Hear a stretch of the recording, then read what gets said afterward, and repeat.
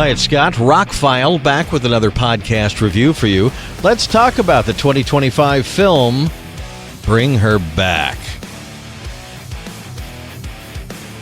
This is the second big horror movie from Danny and Michael Philippou. They directed Talk to Me, which I thought was great, which was a really creepy possession kind of scary movie. Bring Her Back is a different kind of thing, but definitely has their feel to the movie, and overall I would recommend the movie, but I was kind of disappointed in it, and I'll tell you why without spoilers.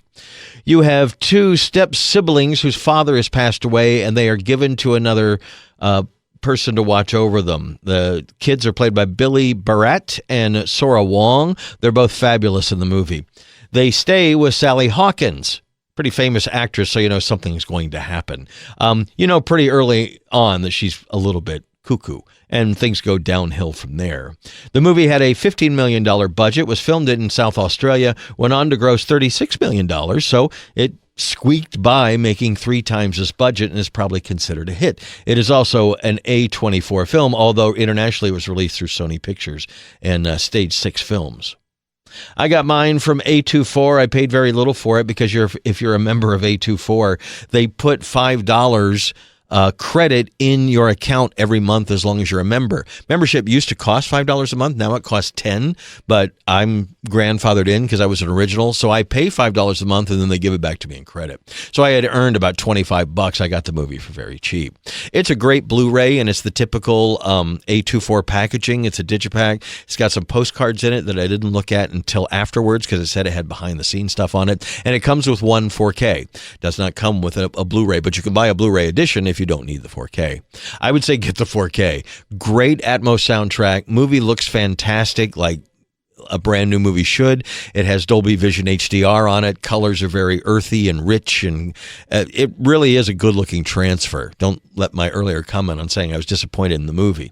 The main reason I'm kind of disappointed, this movie travels over some ground that I've watched in several movies recently, namely the 2 movies from Demian Rugna, Terrified and When Evil Lurks, which are 2 by far the best horror movies I have ever seen. Like ever. Go on the list with Exorcist and some of my Halloween and some of my all-time favorites. I mean, When Evil Lurks, that is an instant classic. And had I not watched those movies within the last week, this one would have probably played bigger. But they do some similar things with things like possession or you don't know the whole story. And I think that these lower-budget Argentinian movies did it better. I will say you've got a higher level of acting here. Everybody is fantastic in the movie, and the film is great. When things start going downhill in the house, I have a problem with this movie that I have with a lot of movies. One of the main characters lets you know that they could have left at any time. So why didn't they when things were weird earlier? I don't know. It's kind of crazy. The long and the short of it, though, not to give anything away, is when things get darker in the film, it gets better. It takes a while to get there because we've got to get the backing scene and find out how the 2 kids got together. Her mom married his dad, and something happened to the mom. So then it was just the 3 of them, and then dad dies and the 2 kids. So they're kind of waiting out 3 months until the son is old enough. He's going to turn 18, and he can be the guardian of the younger stepsister, who also has a problem with her eyes. She can't see very well. So that plays into the movie because the actress really can't see very well. So it adds a level of weight to her character a little bit. And Sally Hawkins is an incredible actress. She plays like the crazy homemaker very, very, very well. There may or may not be supernatural things going on. There is a videotape that's involved and something that happened in the past. And one of the very cool things on the 4K, it's not a menu item, but you can see there's a blood ring on the menu. If you go over and highlight that, you can see all 1.5 minutes of the video that they filmed for that VHS that's in the film. So that's a really cool extra. There's also about a 20-minute behind the scenes, and I believe there was a commentary. I don't watch a whole lot of commentaries, but this might be one to watch on. They are diving into some interesting territory, and they do a great job. Just because it didn't hit me, like, I didn't find it that scary. I was a little more frustrated that they couldn't deal better with the woman who was terrorizing them, basically.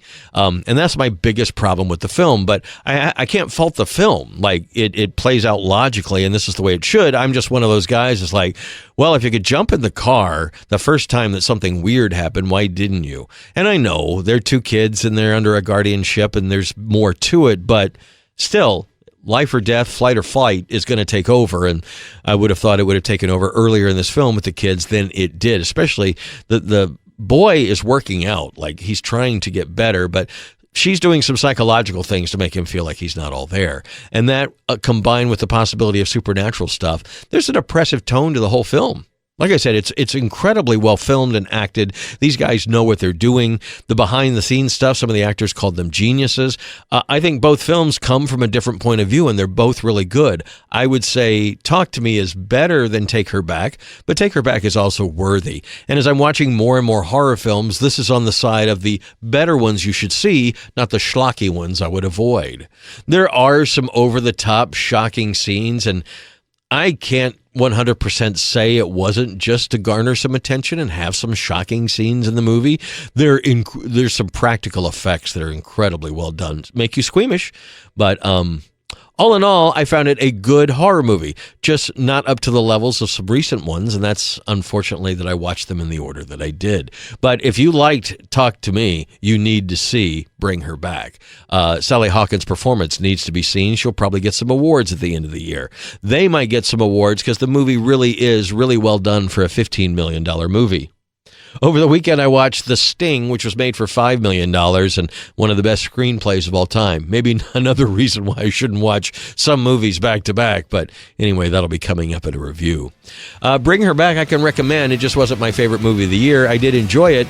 I would probably pull out Final Destination or definitely When Evil Lurks before I would pull this one out. But I think the two brothers did a great job, and I'm looking forward to what they do next. And it's a great 4K to pick it up. Do the 4K, not the Blu-ray.